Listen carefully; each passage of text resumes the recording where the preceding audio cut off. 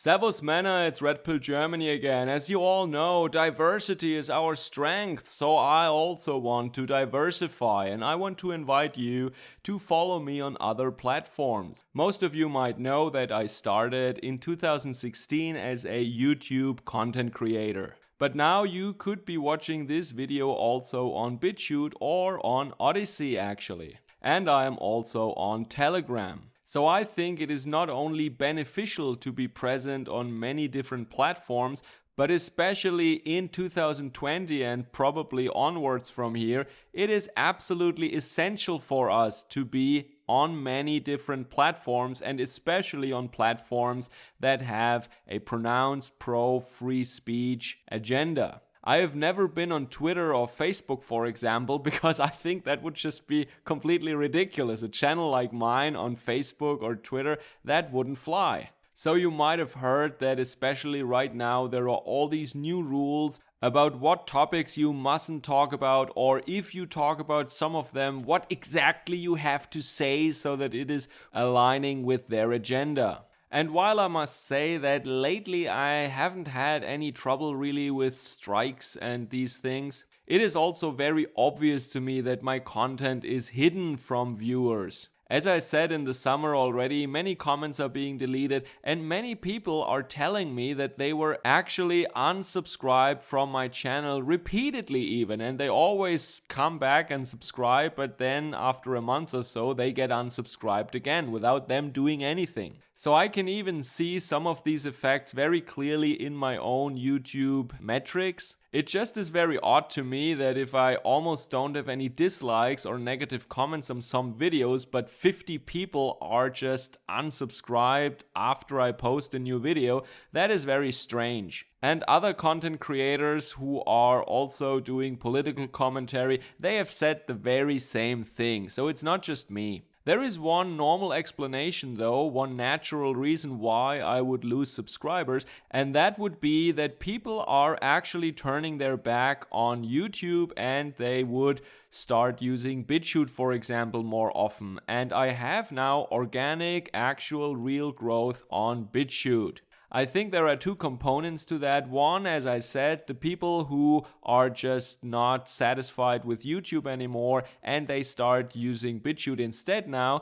But the second contribution is that I have definitely real organic growth now on BitShoot. My views on YouTube have gone down, they have been cut in half more or less, but that is made up or more than made up by the views I get now on BitShoot.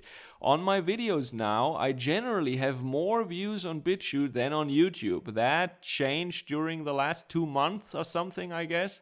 Up until then, I always had more views on YouTube, but now BitShoot has actually overtaken YouTube in terms of my view count per new video. So that is quite nice actually. I'm very satisfied with BitShoot, I must say. Some people don't like it and I have to agree, of course. I mean, Google has a very good search function and that is what Google can do best, and this is why YouTube, of course, is basically a search engine for videos also. So I don't expect a smaller independent platform to just be able to copy that or to come up with something that is similar or even better. But it is also not true that BitShoot is not innovating at all. I mean, they used Disqus as a comment platform before and now they have their own. So there is actually some improvement that is being made there.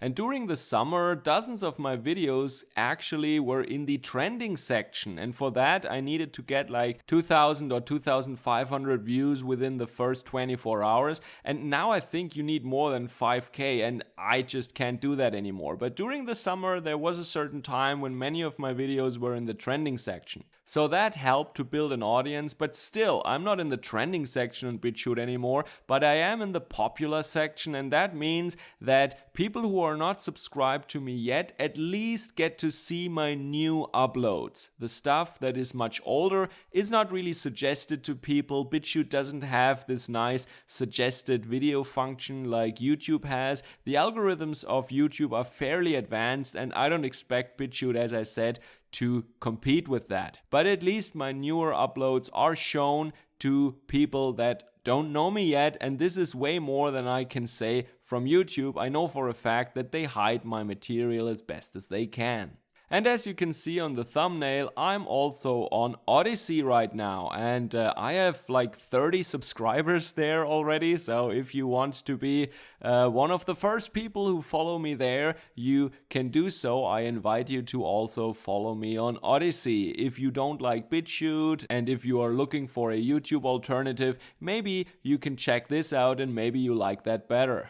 So I just wanted to let you guys know again that I am not only on one platform but on many. So subscribe to me wherever you want, on YouTube, on BitShoot, on Telegram or on Odysee. And who knows, I haven't made up my mind yet. I always say, oh, I will make exclusive content also for BitShoot or something like that. But then it turns out that I never do. So maybe a good New Year resolution for 2021 would be to finally make some exclusive content there. Let's see, I think about it. I can't promise anything because I hardly have enough time as it is, and I wish my day had 48 hours or something like that. There is always so much to do, and I try my best to keep producing new material that you find interesting and that gives you some insights into the events in Germany, in Europe, and sometimes I also comment on other things. Lately I was traveling a little more, and I will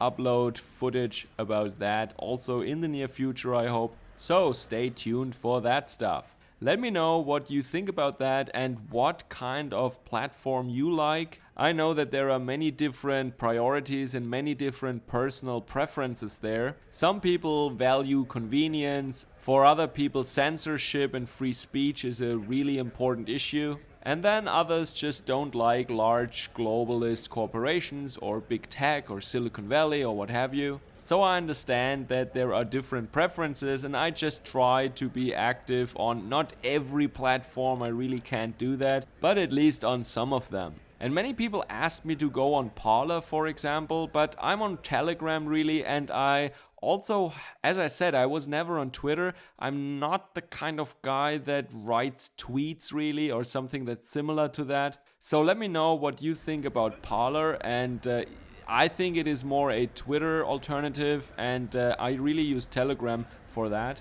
I sometimes comment on current events, but I mostly forward links, or also links to my uploads actually, as a kind of a notification. And also let me think what you think about that. Do you find that annoying, or would you like me to comment on more current things on Telegram in a shorter format, maybe like other people would use Twitter, for example? In any case, thank you for watching, thank you for listening on whatever platform you choose to do so. If you like my material, share it with friends and family and those that you think are interested in that stuff. And if you like to support my channel, you can do so directly via PayPal or via Patreon or Subscribestar. The links are down in the description below. Thank you so much. Every contribution is greatly appreciated, of course. And now I go back and edit some footage from Germany in December 2020. Take care, Servus,